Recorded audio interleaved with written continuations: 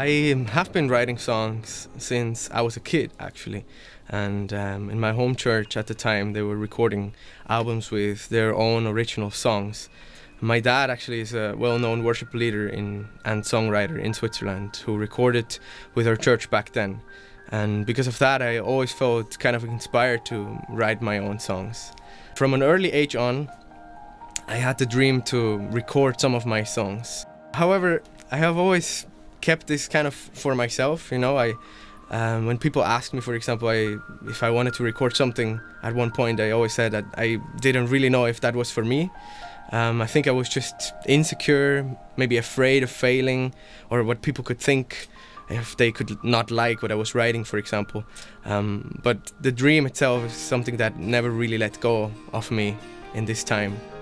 So next to my dad being a worship artist and other people having inspired me, for example, Dan Seltner from Equippers Church in Zurich, he was one of the first people that I knew personally that had recorded a solo worship album. And this is something that inspired me to do the same thing.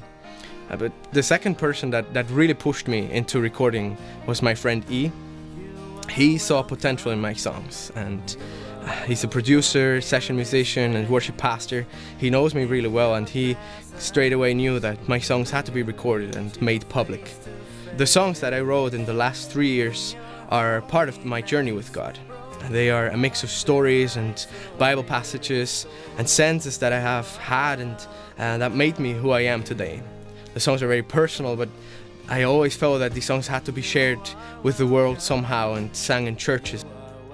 I have experienced that praising God and relying on His promises, especially when we're not in a necessarily really happy place, and giving thanks to Him and remembering what He has done for us has the power to change our lives.